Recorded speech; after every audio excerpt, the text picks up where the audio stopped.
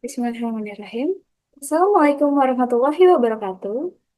Halo semua, perkenalkan, saya Mahila Rianita dari Universitas Metro Bangsa Karawang, dari Prodi Pendidikan Matematika dengan NPM 2210631050022.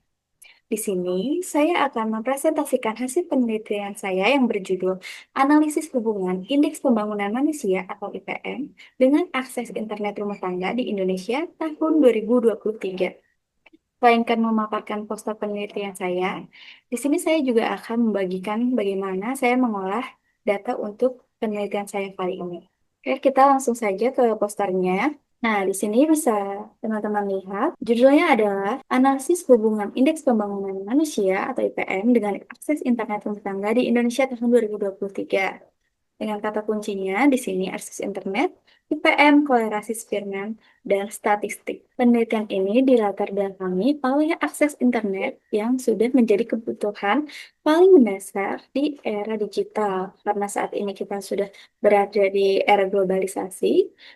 Nah, akses internet ini juga mendukung sektor seperti pendidikan, kesehatan, dan ekonomi.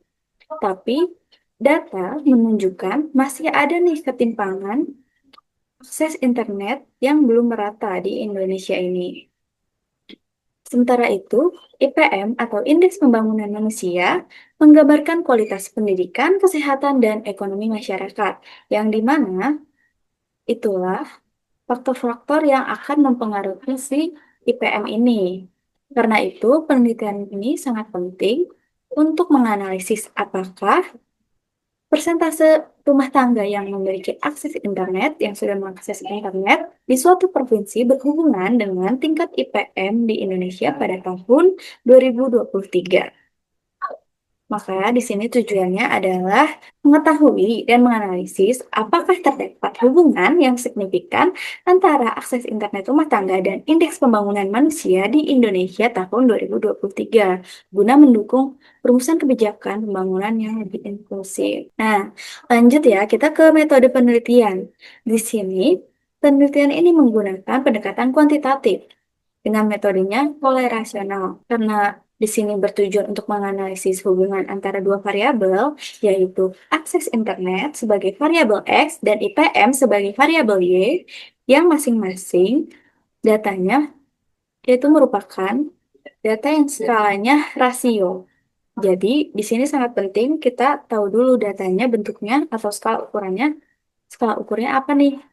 Interval rasio kah atau ordinal? Ketika kita memiliki data interval atau rasio, kita bisa menggunakan statistik parametrik. Kalau yang non-parametrik itu datanya ordinal. Seperti misalkan kita menganalisis data hasil angket yang menggunakan skala Likert. Itu ordinal. Lalu di sini saya mengambil data ini dari publikasi Badan Pusat Statistik atau yang biasa kita kenal BPS tahun 2023 ya tentunya. Nih, diunduh melalui laman yang telah tersedia di poster saya. Jadi kalian bisa mengakses banyak publikasi data melalui website ini. Sehingga data yang saya ambil bersifat sekunder dan telah melalui proses standarisasi nasional tentunya. Di pengolahan data sendiri, saya menggunakan RStudio untuk menganalisisnya. Tahap awal, saya menggunakan uji normalitas Safirovil untuk menganalisis datanya berdistribusi normal atau tidak. Ternyata di sini salah satu datanya tidak berdistribusi normal. Taraf signifikansinya masih sama 0,05. Karena itu, analisis yang saya gunakan selanjutnya adalah uji statistik non-parametrik, Spearman Rank Correlation, serta memperoleh koefisien Spearman atau kita bisa lambangkan dengan rho. Dan untuk menguji signifikansi hubungannya, digunakan uji T untuk Spearman dengan rumus seperti di poster. T sama dengan rho dikalikan angka N-2, di mana N ini ada banyaknya data, dibagi dengan akar 1 min rho kuadrat. Nah, uji ini dilakukan sebagai uji satu ekor. Uji satu ekor itu ekor kanan ya, right tail. Karena saya ingin membuktikan adanya hubungan monoton yang positif. Oleh karena itu, hipotesis yang digunakan adalah H0 rho sama dengan 0, yaitu tidak terdapat hubungan monoton antar variabel. Yang kedua, H, H1 rho lebih besar dari 0. Ini ekor kanan. Maka terdapat hubungan monoton positif. Nah, nilai hitungnya, yaitu T hitung, akan dibandingkan dengan nilai T tabel pada taraf signifikansinya 5%. Dan derajat kebebasannya N-2, yaitu banyaknya data dikurang 2. Untuk selanjutnya, keputusan diambil berdasarkan kriteria H0 ditolak jika T hitungnya lebih besar daripada T tabel yang menunjukkan bahwa koefisien korelasi positif signifikan secara statistik. Oke, selanjutnya kita langsung ke bagian hasilnya. Nah, di sini di bagian hasil, yang pertama yaitu uji normalitas dulu, tahap awal. Di sini saya menggunakan studio dengan uji normalitas Shapiro-Wilk data X. Ini adalah variabel X, kita ingat kembali yaitu akses internet kalau X. P-value-nya seperti yang ada di data, yaitu dia jauh di bawah 0,05. Jauh di bawah signifikansinya, berarti datanya tidak normal. Dan kemudian untuk yang IPM, yaitu variabel Y, p-value-nya 0,1, sedangkan signifikansi kan 0,05, berarti dia lebih besar. Nah, jika lebih besar berarti datanya itu normal. Karena salah satu variabel tidak berdistribusi normal, maka analisis yang saya lanjutkan menggunakan korelasi range Spearman dengan taraf signifikansi 5%. Nah, kita lanjut. Di sini juga saya tetap menggunakan RStudio. Data X dan Y masih sama, variabel X akses internet, IPM-nya variabel Y.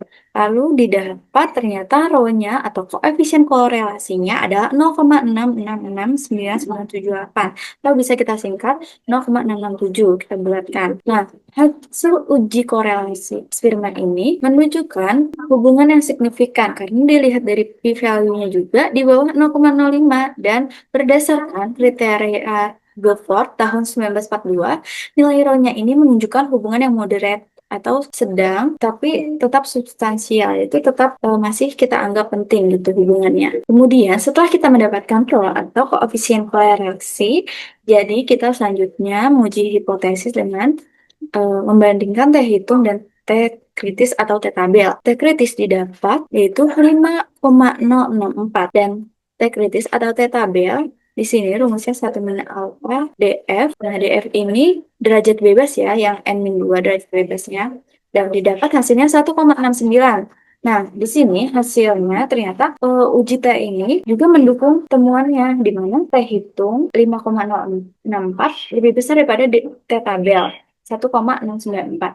Jadi, H0-nya, kita balik lagi ke metode tadi, H0-nya ditolak. Sehingga pada tingkat kepercayaan 95% cukup bukti untuk mendukung klaim bahwa terdapat hubungan menunjukkan positif yang signifikan secara statistik antara akses internet dan indeks pembangunan manusia. Jadi di sini kesimpulannya adalah hasil analisis saya menunjukkan bahwa terdapat hubungan positif yang signifikan antara persentase akses internet rumah tangga dan indeks pembangunan manusia atau IPM di Indonesia tahun 2023. Sehingga daerah akses internet yang lebih tinggi cenderung menunjukkan bahwa IPM-nya juga capaiannya lebih baik. Nah, temuan ini berarti mengatakan juga akses internet berperan penting untuk mendukung peningkatan kualitas pendidikan, kesehatan, dan ekonomi. Oleh karena itu, untuk pemerintah dan pemangku kebijakan sangat disarankan untuk memperluas pemerataan akses internet dan meningkatkan kualitas infrastruktur internet terutama di wilayah dengan IPM yang rendah, untuk mendorong pembangunan manusia yang lebih inklusif. Dan yang di bawah bisa diakses ya daftar pustakanya. Untuk link datanya juga ada di bawah. Indeks Pembangunan Manusia tahun 2023. Nah, bisa kalian copy paste di sini linknya. Nanti kalian akan langsung ke halaman datanya nih. Ini untuk Indeks Pembangunan Manusia ya, nih tahun 2023. Nah, yang satunya itu persentase rumah tangga yang pernah mengakses internet dalam 3 tahun terakhir nih. Dan provinsinya sama ternyata tadi yang IPM sama persentase rumah tangga ini. Jadi kita mengolah datanya lebih mudah ya. Nah, di sini kan di bagian Papua Barat Daya, Papua Selatan, sampai Papua Pegunungan ini kan datanya kosong. Sama dengan datanya tadi teman-teman yang di IPM. Jadi ketika ada datanya yang kosong seperti ini, sebaiknya kita hapus aja. Jadi di sini makanya saya menggunakan Provinsinya hanya 34 provinsi. Di sini kita lanjutkan ya, bagaimana saya mengolah datanya. Kita langsung ke area teman-teman. Di sini, ketika kalian membuka RStudio, pastikan tampilannya kosong dulu semuanya. Lalu kita akan import dataset dulu, data yang tadi kita peroleh dari BPS ya. Data dari BPS yang ini kita copy paste. Nah, tapi kalau yang presentasi rumah tangga, di sini saya mengambil yang keduanya ya, perkotaan dan perdesaan tahun 2023. Lalu saya sudah memindahkannya ke Excel. Nah, di sini saya sudah memindahkannya ke Excel dan pastikan kolom dan baris lain kosong selain yang data mentahnya ya. Di sini ada internet dan IPM. Nah, datanya sama, data yang kosong seperti tadi ketika keduanya kosong bisa kita hapus aja. Jadi di sini ada 34 provinsi. Nah, ini sudah disesuaikan ya, teman-teman. Provinsi dari Aceh sampai selanjutnya sampai Papua. Lalu ketika kita sudah mempunyai data seperti ini, jangan kalian tambahkan apa-apa lagi, lalu kalian save dulu ke device kalian. Nah, kemudian kalian balik lagi ke R. Ini kan misalkan udah di save ya. Kalian balik ke RStudio, lalu kalian import dataset di bagian kanan ini di environment from Excel ya. Kalian pilih yang dari Excel, lalu di sini kalian browse, kalian cari nih.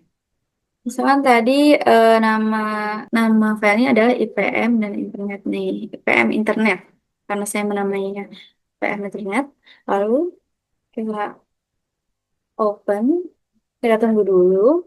Nah, di sini kita ubah ya, jangan lupa. Ini datanya kan masih double. Kita ubah ke numerik.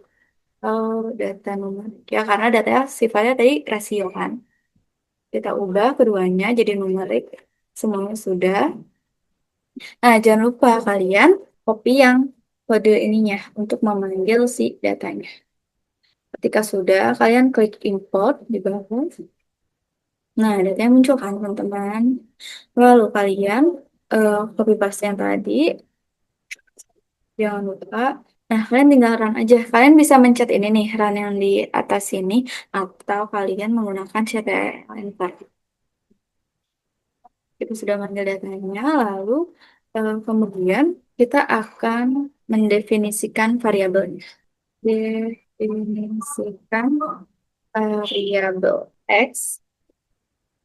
Nah, kita panggil lagi ini ya, PM internet ini.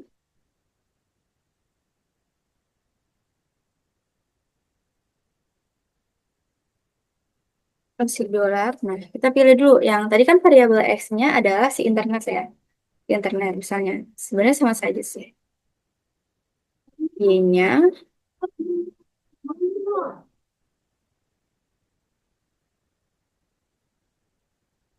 Y-nya kita ambilnya PM. Kita jangan lupa di run lagi. Nah, ini kan kita udah punya ya X sama Y-nya. Kemudian, langkah yang pertama, kita lakukan uji normalitas.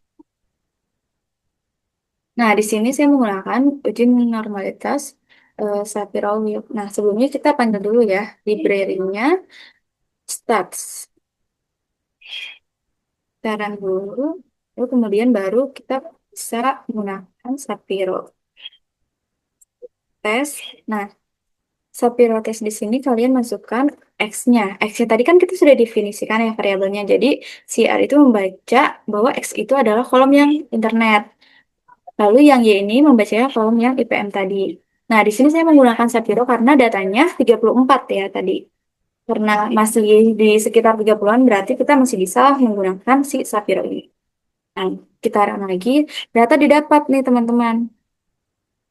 Si eh, W-nya 0,57, lalu p-value-nya nih, eh, dikali 10,4 min 8. Berarti ini kan jauh banget ya di bawah 0,05 kan secara signifikansinya. Jadi dia tidak normal karena mungkin ketika kalian lihat datanya tadi ada provinsi yang memang jauh gitu persentase akses internetnya dibanding provinsi lain. Sebenarnya bisa kalian lihat sendiri di datanya di Papua itu memang lebih rendah ya. Lalu Sapiro tesnya juga lakukan untuk yang Y, untuk yang IPM coba kita cek. Nah, lihat p-value-nya 0,1. Di sini kan lebih dari 0,05. Nah, di sini dia normal distribusinya, tapi karena saja tidak normal, maka kita menggunakan toleransi range Spearman. Nah, kita langsung lanjutkan aja ya, teman-teman. Uji kolerasi.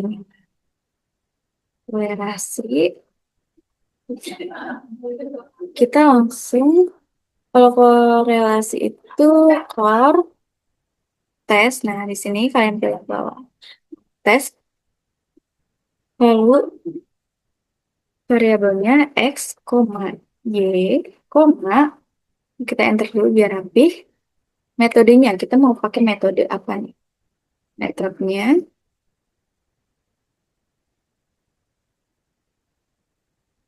Spearman.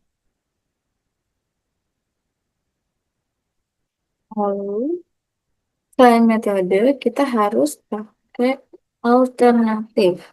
Buat apa sih alternatif ini? Ini itu buat menguji ekor kanan atau kiri atau dua ekor. Kalau dua ekor tuh two tail, lalu kalau yang ekor kiri itu less, kalau yang ekor kanan itu kita kan ekor kanan itu greater. Nah, jangan lupa juga setelah itu kita pakai count count levelnya ini untuk taraf signifikansinya. Tadi kan 0,05 ya taraf signifikansi, berarti di sini satu dikurang 0,05 itu, jadi 0,9. Coba coba. Nah, di sini langsung muncul ya teman-teman, karena kita sudah paham tadi data X dan Y ini ternyata visualnya di bawah 0, jauh di bawah 0,05 nih. Dan row-nya kita dapat nih, row-nya yang paling penting ya, kita dapat 0,669978.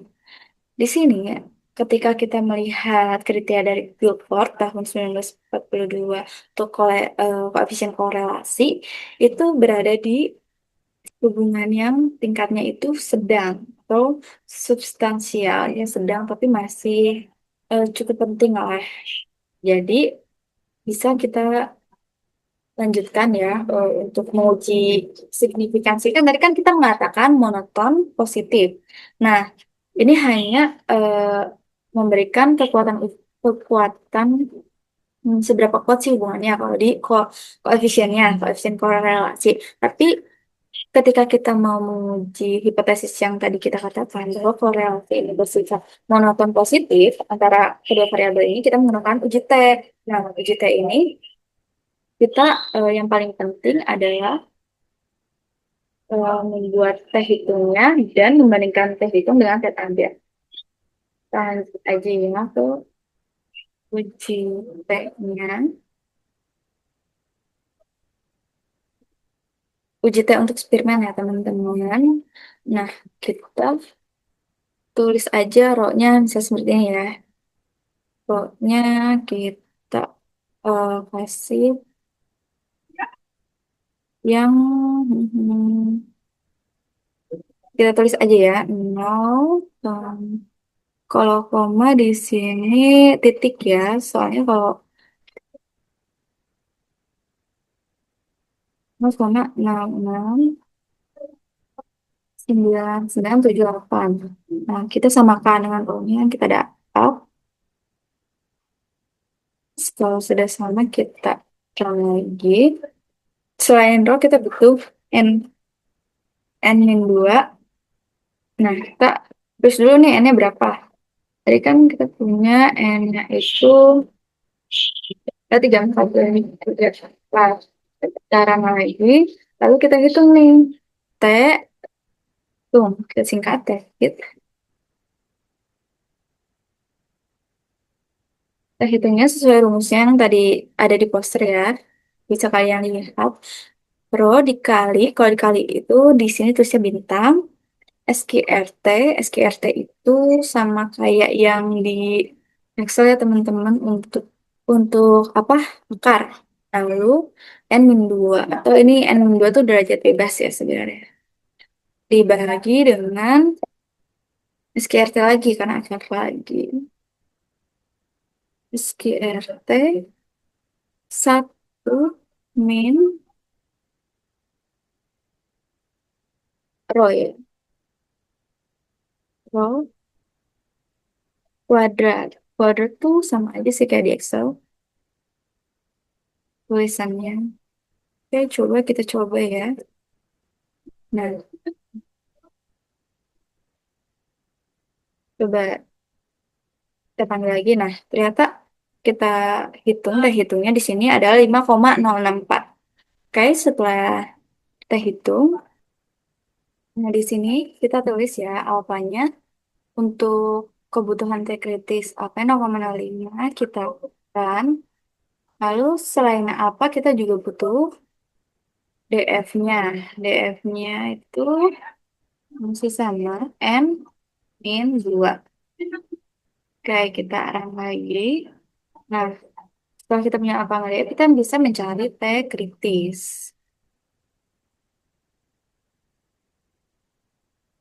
T kritis. Ini T kritisnya itu kita pakai kritis, kritis, satu min alfa. Kalau kita tadi udah nulis alfanya. Alfa, koma, DF-nya.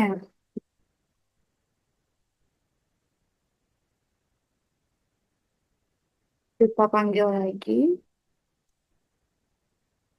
T kritis. Kita run. Nah, kita mendapatkan T kritis yaitu 1,6938. Di sini kita balik ke hipotesis di awal karena hipotesisnya H0 ditolak jika di T hitung lebih besar daripada di T tabel, maka di sini kita sudah bisa membuktikan bahwa cukup bukti statistik untuk mengatakan bahwa si variabel X dan Y ini memiliki hubungan monoton yang positif. Jadi H0-nya terbukti. Jadi H0-nya ditolak dan terbukti.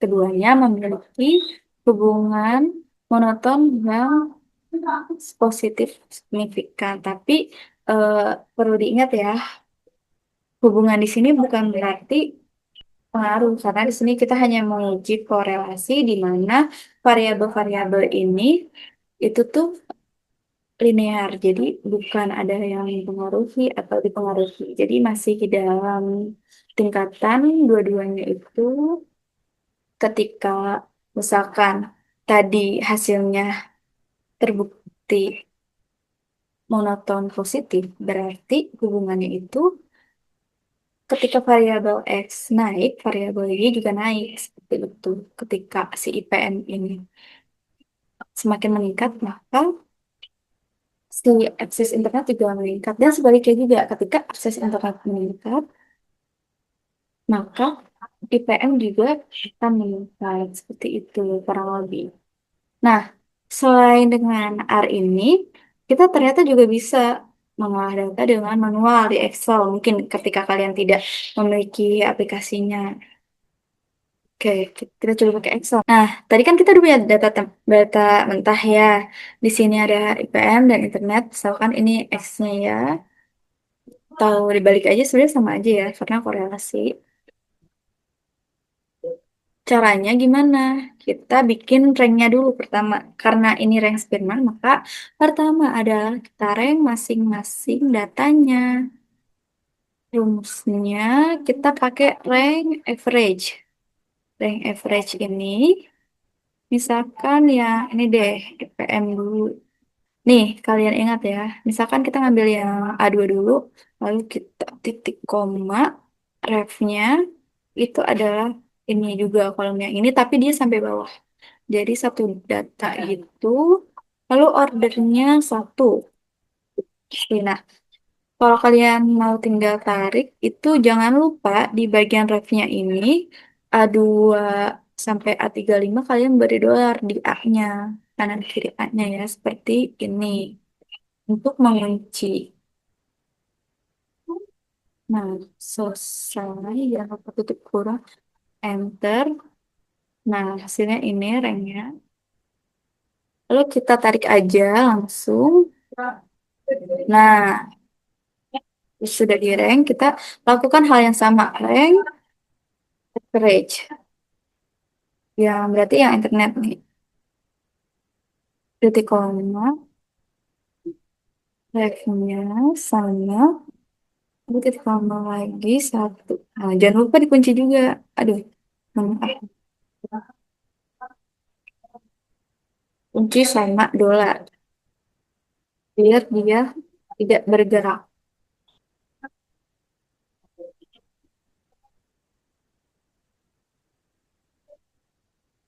Kita tarik lagi ke bawah. Nah, sudah kita rank. Nah, kemudian kita lakukan pertama ya. Tadi kan kita harus cari koefisiennya dulu ya, atau rho-nya. Koefisien korelasinya sama dengan Corel. Di sini cara cepatnya kita langsung pakai Corel. Tapi yang di sini nih,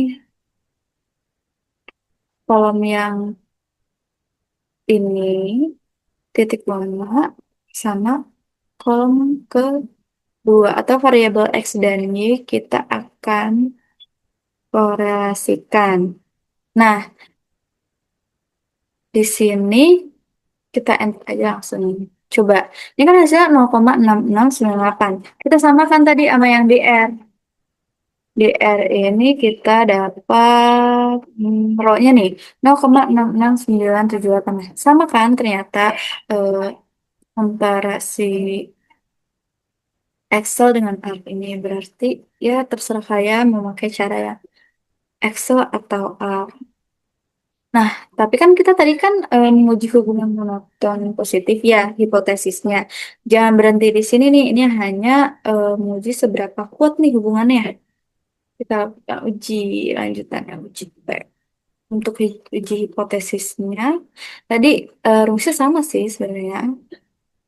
Pakai rho-nya kan ini nih. Berarti sama dengan si rho-nya, lalu S dikali ya. Kalau dikali di Excel juga sama, pakai bintang SQRT buat si karena QRT N-2 tadi kan count. Misalkan kita count ini deh terhitung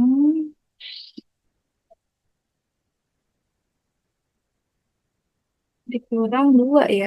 Jangan lupa karena dia DF-nya tuh N-2. Satu tuh. Lalu di garis miring dibagi dengan STR lagi ya. Jadi akar dari satu min rho kuadrat. Satu min kasih kurung. Si rho-nya mana nih? Kita cari lagi rho. Rho kuadrat. Kuadrat sama ya penulisannya. Sama R. Nah, bentar. Nah, hasilnya 5,064. Sama nggak sama yang di R? Kita cek. Nah, ternyata sama ya di sini. Oh, 5,064. Kita hitung di tabel. Nah, ke tabel di sini tadi kan udah pakai itu ya. Kalau misalkan kalian mau cari pakai beneran tabel T juga bisa nih. Sekarang kita pakai manual aja nih. T, T tabelnya. Kita bisa cari pakai derajat bebas. Derajat bebasnya N-2 tadi. Ini kan ada 34 berarti 32. Lalu taraf signifikansinya kan kita eh, satu ekor kanan berarti alfanya 0,05 yang yang positif ya. Apa 0,05 kita cari ya pakai hmm, langsung ke tabelnya nih. Biar kalian juga tahu bagaimana cara mencari secara manual selain pakai R atau Excel. Nah, kita cari satu sisi nih. Ini tabel T ya. Satu sisi yang berapa tadi? Ini kita pakai ini ya, taraf signifikansinya 5%. Lalu kita, nih ini DF-nya 32 tadi kita maunya. 32 tadi yang ini ya, kolom kedua. Ini dia 1,694. Kita cek di R-nya. Berapa T kritisnya? 1,6938 bisa kita sebut ya. 1,694. Jadi sama ya. Mau kalian manual, pakai R, kalau Excel pun dia T apa T tabel atau T kritis itu sama. Ini kita terus aja ya. Berapa tadi? 1,694. Kalau di terus.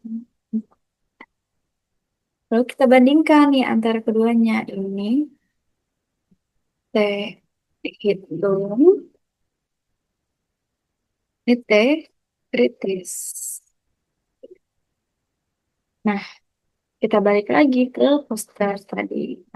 Ya, di sini bisa kita lihat ya yang nih bagian ini nih. H0 ditolak ketika T itu lebih besar daripada T tabel. Nah, ini membuktikan ya bahwa kalian mau pakai R, mau pakai Excel, atau manual, kalian sama dapetnya nih. T hitung, dia ini tuh lebih besar daripada ini. Right. Untuk pengolahan data mungkin yang saya bisa share ke kalian seperti itu. Semoga berguna untuk kalian. Terima kasih semuanya telah menonton. Assalamualaikum warahmatullahi wabarakatuh. Sampai jumpa.